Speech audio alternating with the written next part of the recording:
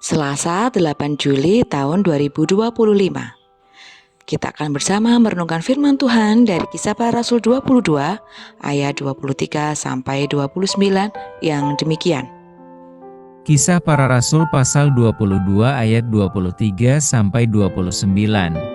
Demikianlah firman Tuhan. Mereka terus berteriak sambil melemparkan jubah mereka dan menghamburkan debu ke udara. Karena itu, kepala pasukan memberi perintah untuk membawa Paulus ke markas dan menyuruh memeriksa dan menyesah dia, supaya dapat diketahui apa sebabnya orang banyak itu berteriak-teriak sedemikian terhadap dia. Tetapi ketika Paulus ditelentangkan untuk disesah, berkatalah ia kepada perwira yang bertugas, "Bolehkah kamu menyesah seorang warga negara Rom, apalagi tanpa diadili?" Mendengar perkataan itu, perwira itu melaporkannya kepada kepala pasukan. Katanya, "Apakah yang hendak engkau perbuat?" Orang itu warga negara Rom. Maka datanglah kepala pasukan itu kepada Paulus dan berkata, "Katakanlah, benarkah engkau warga negara Rom?" Jawab Paulus, "Benar." Lalu kata kepala pasukan itu, "Kewarganegaraan itu kubeli dengan harga yang mahal." Jawab Paulus, "Tetapi aku mempunyai hak itu karena kelahiranku." Maka mereka yang harus menyesah dia, segera mundur, dan kepala pasukan itu juga takut, setelah ia tahu bahwa Paulus, yang ia suruh ikat itu, adalah orang Rom. Tema yang akan kita bahas adalah identitas yang menyelamatkan. Identitas adalah jati diri yang menyatakan status dan segala atribut yang melekat pada seseorang. Kadang identitas tertentu dapat menyelamatkan sang pemilik identitas. Paulus yang kala itu sedang terhimpit oleh desakan orang banyak, dibawa ke markas dan hendak didera dengan cambukan di ayat 23-24. Betapa bijaknya Paulus, seorang terdakwa yang akan disiksa, dengan tegas menyatakan identitasnya sebagai warga negara Roma.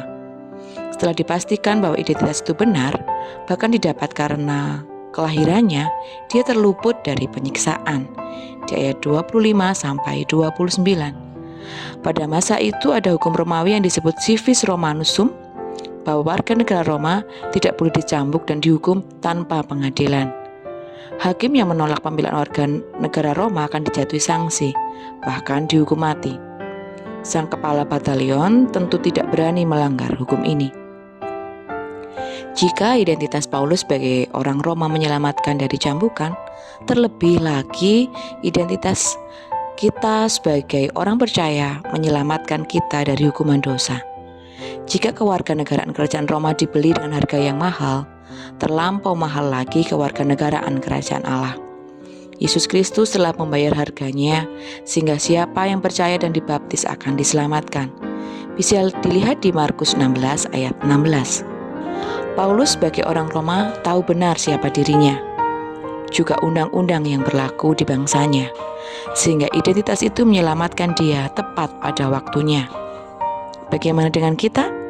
Berbicara tentang identitas, sadarkah kita tentang siapa kita, serta apa yang menjadi hak dan kewajiban kita sebagai orang percaya? Ingatlah, yang masuk ke dalam kerajaan surga adalah mereka yang melakukan kehendak Bapa-Ku yang di surga. Di Matius 7 ayat 21. Identitas kita sebagai orang percaya janganlah sekedar nama, tapi harus terlihat dari apa yang kita katakan dan perbuat dalam kehidupan nyata. Kita harus tahu apa yang menjadi kehendak Allah dalam hidup kita.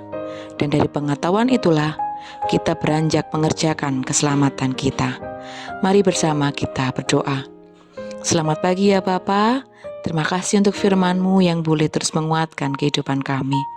Terima kasih Engkau mengingatkan kami akan identitas kami sebagai warga negara kerajaan Allah. Terima kasih ya Tuhan, Engkau telah membayar lunas harganya. Terima kasih Engkau telah menyelamatkan kami dari lumpur dosa yang menghimpit kehidupan kami. Mampukan kami Tuhan untuk selalu mengingat hak dan kewajiban kami sebagai orang percaya. Mampukan kami untuk boleh terus melakukan kehendak-Mu secara sadar, secara sukacita, dan penuh keikhlasan. Mampukan kami Tuhan untuk mengerjakan keselamatan kami dengan baik. Di dalam nama Tuhan Yesus kami berdoa dan mengucap syukur. Haleluya. Amin. Selamat beraktivitas. Tuhan Yesus memberkati.